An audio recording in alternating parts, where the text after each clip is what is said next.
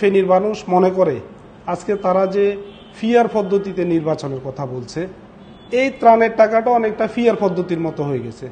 এখানে ত্রাণের টাকাটা উঠাইলো আমাদের ফেনী জেলার নামে, দিয়ে দিল তারা ত্রাণ মন্ত্রণালয় তাদের জুলাই পদযাত্রা। এই পদযাত্রাকে ঘিরে ফেনীর মানুষের একটা প্রবল আগ্রহ ছিল যে আমাদের যে ত্রাণের টাকাটা তারা কিভাবে খরচ করলো, কিভাবে ব্যয় হলো। এখন আমরা দেখলাম যে আমাদের ফেনী যারা গণমাধ্যম কর্মী আছে তারা এই প্রশ্নটা বারবার হাসনাত আবদুল্লাহ এবং সার্জিস আলমের কাছে তারা করেছে, তারা এড়িয়ে যাওয়ার চেষ্টা করেছে। এক পর্যায়ে সার্জিদ আলম আমরা দেখেছি গাড়ি থেকে নেমে অত্যন্ত উদ্যত্তপূর্ণ ভাবে উনি তার বক্তব্য দিয়েছেন যে ত্রাণের 12 কোটি টাকার মধ্যে তারা এক্সপেন্ডিচার 4 কোটি টাকা খরচ করে বাকি 8 কোটি টাকা তারা ত্রাণ মন্ত্রণালয়ে জমা দিয়েছেন। এখন তার যে বলার ধরনটা অত্যন্ত উদ্যত্তপূর্ণ ছিল, তাদের যে রাজনৈতিক যে পরিপক্কতার অভাব সেখানে এটা ফুটে উঠেছে। আজকে ফেনীর মানুষ মনে করে আজকে তারা যে ফিয়ার পদ্ধতিতে নির্বাচনের কথা বলছে, এই ত্রাণের টাকাটা অনেকটা ফিয়ার পদ্ধতির মতো হয়ে গেছে।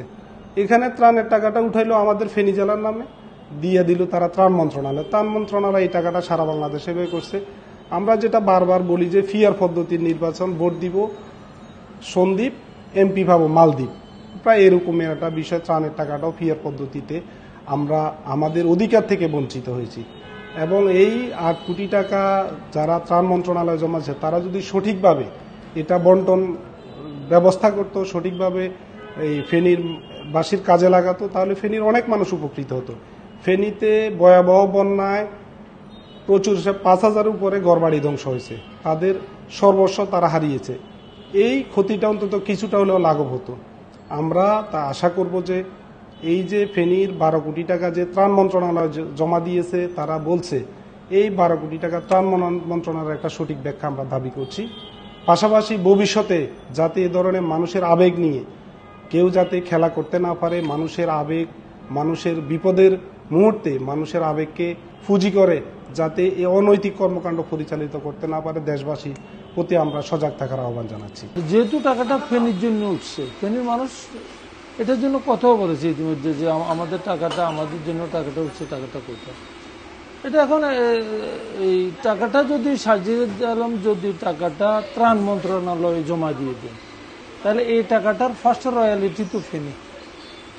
তারা ওইটাও তো জানার উচিত ছিল যে আমরা এই টাকাটা জমা দিয়েছি, ত্রাণ মন্ত্রণালয় ফেনীর জন্য একটু কাজ করছে, যেহেতু এটা ফেনীর জন্য এই টাকাটা উত্তোলন করা হয়েছে। এটার এইভাবে অ্যাভয়েড না করলেও পারতো তারা। আর এগুলো জানার আমাদের অধিকার আছে, ফেনীর মানুষের, সাধারণ সকল মানুষের অধিকার আছে। এটা থেকে তারা আমাদেরকে বঞ্চিত করতে পারে না। আমরা তাদের কাছ থেকে, তারা তরুণ এবং তারা মেধাবী এবং তারা একটা এই জাতির একটা মহাপরিবর্তনের অংশীদার, তাদের কাছ থেকে আমরা আরো বেশি সুন্দর, সাবলীল এবং জবাবদিহিমূলক আচরণ কামনা করি। গতকালকে আমরা ধারণা করছিলাম তারা এই যে বিষয়টা নিয়ে কথা হচ্ছে যে ফেনী ত্রাণের টাকা, এটা গত 1 মাসে কথা হচ্ছে, এটা তারা একদম ক্লিয়ার করা উচিত ছিল। এখানে তারা এড়িয়ে গেছে, এটা এড়িয়ে যাওয়ার মতো বিষয় না।